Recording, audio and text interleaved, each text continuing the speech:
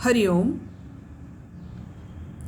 आज आपण या अष्टांगयोग व्याख्यानमालेतल्या दुसऱ्या पुष्पाला आरंभ करत आहोत.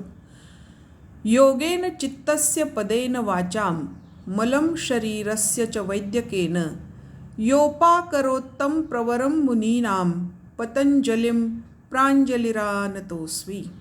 अर्थात ज्यांनी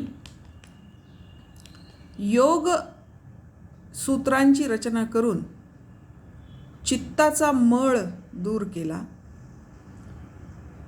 पदरचना म्हणजे व्याकरणशास्त्रावर महाभाष्य लिहून वाणीतला मळ दूर केला आणि वैद्यकशास्त्रावर भाष्य लिहून शरीरातील मळ दूर केला, अशा त्या भगवान पतंजलींना वंदन करून आजचं हे दुसरं पुष्प आपण सुरू करूया. कालच्या भागामध्ये आपण यमनियमांचा परिचय करून घेतला होता. आज आसन आणि प्राणायाम या दोन अंगांचा, अष्टांगांमधल्या या दोन अंगांचा आज परिचय आपण करून घेणार आहोत.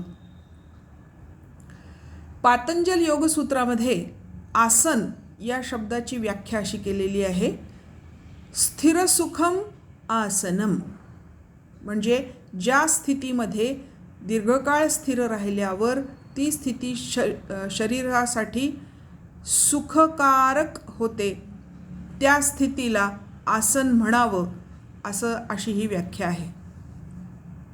मग याचा अर्थ काय? तर आसन म्हणजे आपल्याला देहाची, शरीराची अशी अवस्था जमायला पाहिजे की जी दीर्घकाळ टिकेल, त्याच्यामध्ये स्थैर्य असेल आणि सुखकारकता असेल. अशा शरीराच्या स्थितीला आसन म्हणावं असं त्यांनी म्हटलेलं आहे. आता या आसनामध्ये किती गोष्टी आपल्याला पाहाव्या लागतात पहा. या आसनांची स्थिती 4 पद्धतींनी आपल्याला घेता येते. एक जी आहे ती आपण पाठीवर झोपून काही आसनं करतो, त्या स्थितीला म्हणतात शयन स्थिती. पाठीवर झोपून केलेले आसनं हे शयन स्थितीमधले आसनं असतात. दुसरी आहे बैठक स्थिती, म्हणजे आपण बसून त्या आसनांचा अभ्यास करू शकतो. तिसरी आहे विपरीत शयन स्थिती, म्हणजे पोटावर झोपून काही आसनं आपण करतो, त्याला म्हणतात विपरीत शयन स्थिती. आणि काही आहेत दंड स्थितीमध्ये, म्हणजे उभं राहून करण्याची आसनं. या 4 प्रकारांनी आपण हा आसनाभ्यास करू शकतो. यामध्ये काही आसनं ही ध्यानात्मक आसनं आहेत. इथे पातंजल योगसूत्रामध्ये आसनं ही जी अपेक्षित आहेत ती ही ध्यानात्मक आसनं अपेक्षित आहेत. कारण पुढे चालून आपल्याला अंतर्योग म्हणजे धारणा, ध्यान आणि समाधीचा अभ्यास करायचा आहे. त्याच्यासाठी ही आसनाची तयारी करायची आहे. म्हणून राजयोगामध्ये किंवा पातंजल योगामध्ये जी आसन स्थिती अपेक्षित आहे ती ध्यानात्मक आसनांची स्थिती अपेक्षित आहे. म्हणजे काय? तर ज्या आसनांमध्ये दीर्घकाळपर्यंत बसता येईल, देहाला त्रास होणार नाही, स्थिरता मिळेल, असं आसन इथे अपेक्षित आहे. आणि ते आसनं कोणते आहेत? पहिलं आहे बद्ध पद्मासन. ते जमत नसेल तर पद्मासन, ते जमत नसेल तर सिद्धासन, तेही जमत नसेल तर स्वस्तिकासन, सहजासन म्हणजे साधी मांडी घालून बसणं, आणि वज्रासन. ही सगळी ध्यानात्मक आसनं आहेत. मग काही आसनं आरोग्यासाठी आवश्यक किंवा स्नायूंच्या पुष्टीसाठी आवश्यक, स्नायूंची पुष्टी, स्नायूंची लवचिकता याच्यासाठी आवश्यक असतात, त्याला आरोग्यात्मक आसनं म्हणतात. म्हणजे ध्यानात्मक आसनांना सोडून बाकीची जी आसनं आहेत ती सगळी आरोग्यात्मक आसनं आहेत. त्याच्यामध्ये शरीराला पीळ देणं, काही भागांवर दाब आणि त्याच्या विरुद्ध भागांवर ताण येणं, झुकणं पुढे किंवा मागे, उजव्या बाजूला किंवा डाव्या बाजूला, अशा प्रकारची जी आसनं असतात ती सगळी आरोग्यात्मक आसनं आहे. यामध्ये काही तोलात्मक आसनंसुद्धा येतात, शरीराचा तोल सांभाळून केलेली आसनं. आणि तिसरा प्रकार आहे विश्रांतिकारक आसनं. विश्रांतिकारक आसनांमध्ये दोन आसनं आहेत. एक आहे मकरासन आणि दुसरं आहे शवासन. शवासन आपल्या परिचयाचं आहे. मकरासन म्हणजे शवासनाच्या विपरीत, म्हणजे पाठीवर झोपून केलं की ते शवासन आणि पोटावर झोपून केलं की ते मकरासन, म्हणजे मकरासनाच्या अवस्थेमध्ये केलेलं आसन. तर अशी ही 3 प्रकारची आसनं सांगितलेली आहेत. आता या आसनाच्या व्याख्येत आणखी एक भाग पतंजलींनी जोडलेला आहे. ते काय म्हणतात? स्थिरसुखम आसनम, हे तर आहेच. प्रयत्न शैथिल्यात अनंत समापत्तीभ्याम, म्हणजे आसन स्थिती जमल्यानंतर त्या स्थितीमध्ये शरीराला प्रयत्नपूर्वक शिथिल करता आलं तर साधकाला अनंत समापत्तीपर्यंत पोहोचता येतं. मग अनंत समापत्ती म्हणजे काय? तर अनंताकडे मन एकाग्र करता येतं. देहावरचं लक्ष उडालं तरच ते अनंताकडे जाऊ शकेल. देहावरचं मन चित्त उडालं तरच ते अनंताकडे जाऊ शकतं.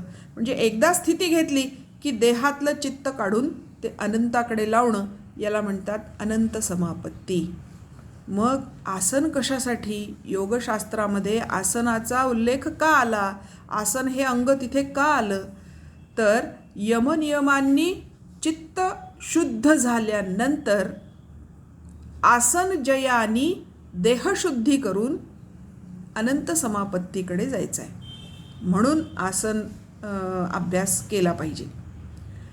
आपण मागच्या भागात पाहिलं, यम आणि नियम ते प्रत्येकी 5-5 आहेत आणि त्या प्रत्येक यमाचं आणि प्रत्येक नियमाचं फळ काय मिळतं हे सांगितलं आहे. प्रत्येक यमाची आणि प्रत्येक नियमाची फलश्रुती काल आपण ऐकली. आज आसनाची फलश्रुती काय आहे ते पण ऐकू. पतंजलींनी फलश्रुती सहित सगळं दिलेलं आहे. त्याचं कारण आहे, सामान्य माणूस एखादी गोष्ट केल्यानंतर मला काय मिळेल याचा पहिल्यांदा विचार करतो. म्हणून मग त्यांनी सांगितलं, जो आसनाभ्यास करील त्याला काय मिळेल? ततो द्वंद्वानभिघातः. आसनाभ्यास झाल्यानंतर द्वंद्वांचा नाश होईल असं म्हटलंय त्यांनी. द्वंद्व संपून जाईल. द्वंद्व संपलं की समत्व मिळेल आणि समत्वम योग उच्यते हे भगवद्गीतेने आपल्याला सांगितलेलं आहे. समत्व म्हणजे काय? द्वंद्व म्हणजे काय? तर द्वंद्व म्हणजे आपल्या दैनंदिन जीवनामध्ये सुख-दुःख, यश अपयश, मान अपमान, जय पराजय, अशी अनेक द्वंद्व असतात. ह्या द्वंद्वांमध्ये दोन्ही बाबतींमध्ये माणूस उद्विग्न होतो. यश मिळालं तरी उद्विग्न होतो, अपयश मिळालं तरी उद्विग्न होतो. चांगलं झालं तरी उद्विग्न होतो, वाईट झालं तर होतोच होतो. म्हणून या द्वंद्वांवर मात करण्याची क्षमता या आसन जयामुळे माणसामध्ये येते आणि त्याला समत्व प्राप्त होतं. ही आसन सिद्धीची फलश्रुती आहे. आसन ज्यांना जमलं, आसन जय ज्यांना जमला त्यांना समत्व प्राप्त होतं, कारण द्वंद्वांवर मात करण्याची क्षमता त्याच्यामध्ये निर्माण होते.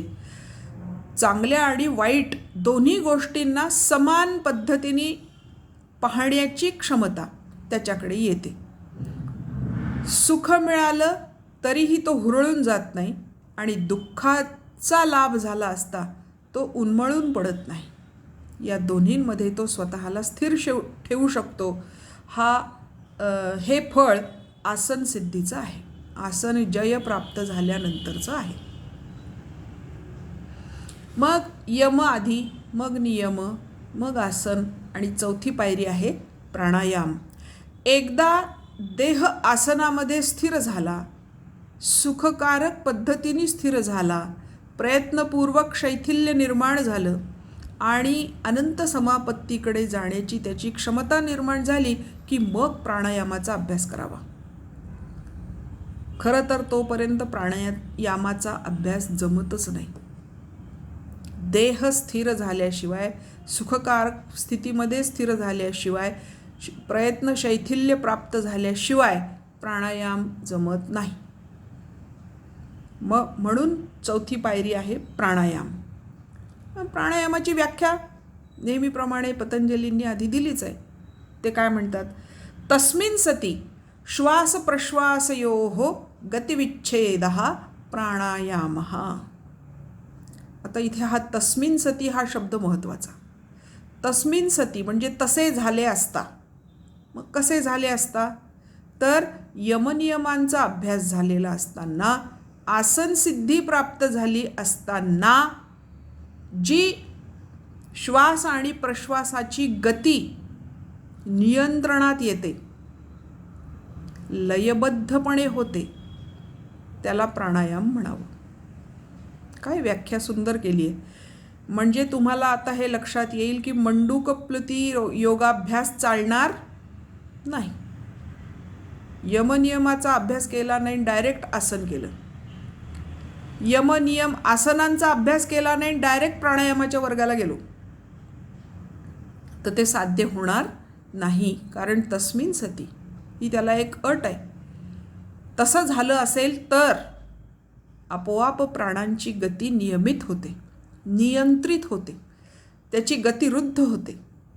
म्हणजे नित्य गती जी आहे ती थांबते आणि जी आवश्यक गती आहे ती प्राप्त होते.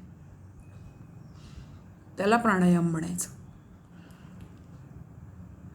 तस्मिन् सती श्वास प्रश्वासयोः गतिविच्छेदः प्राणायामः. म्हणजे एकदा तुम्हाला आसनजय प्राप्त झाल्यावर आपोआप तुमचे श्वास नियमित होतात, नियंत्रित होतात.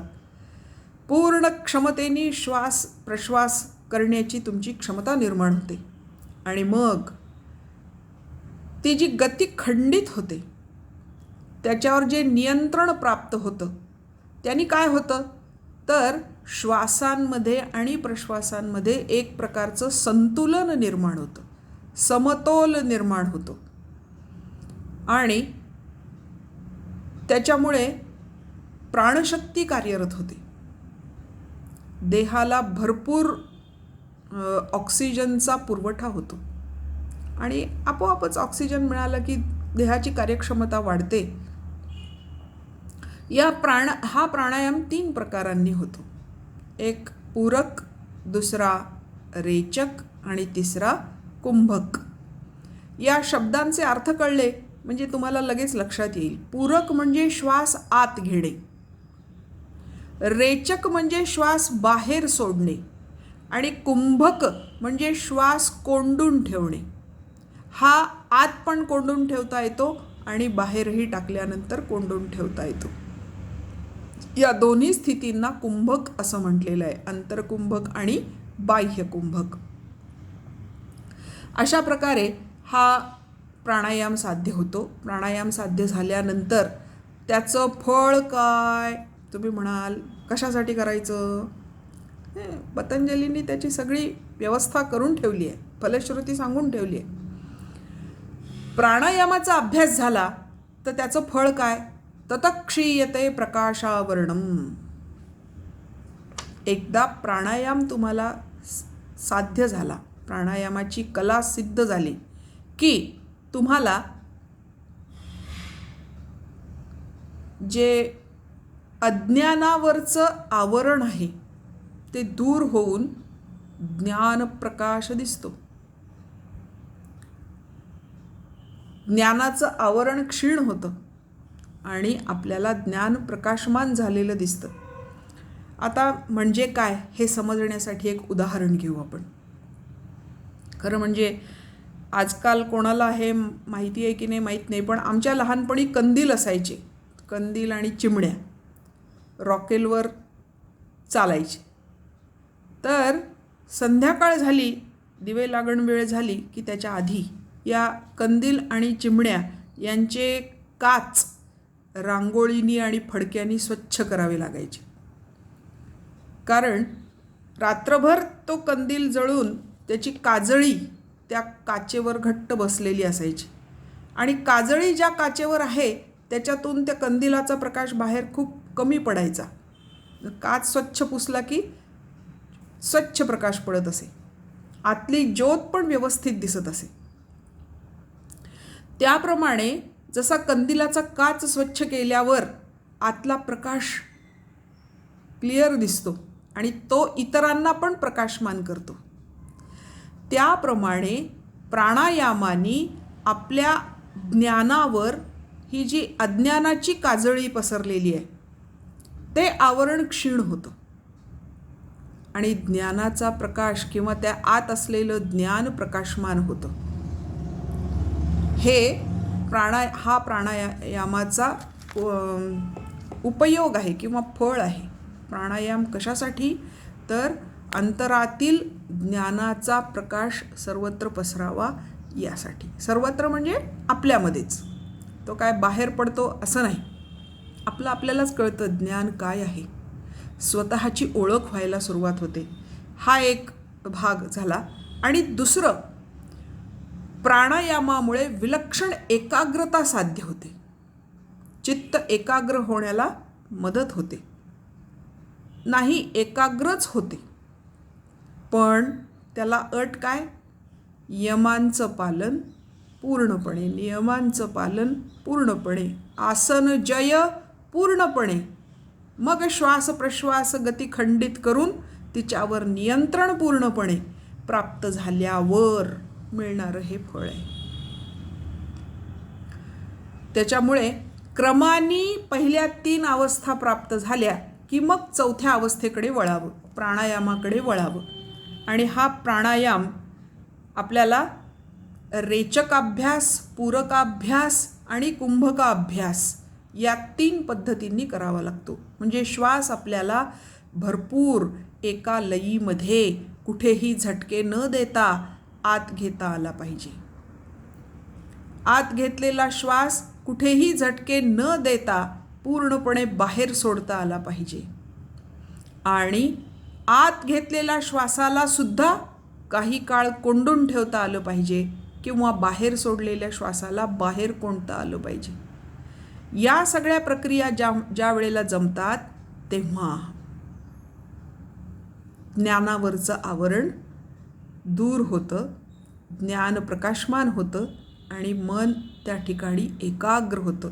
चित्त एकाग्र व्हायला या प्राणायामाची मदत होते. मग यम प्राप्त झाला, नियम प्राप्त झाला, आसन जय प्राप्त झाला आणि श्वास प्रश्वासयोः गतिविच्छेदः याच्यावर विजय मिळवला की मग पुढच्या पायरीकडे आपल्याला जाता येतं. मंडळी, या सगळ्या गोष्टींचा विचार करून मनामध्ये किमान एक गोष्ट आज निश्चित करा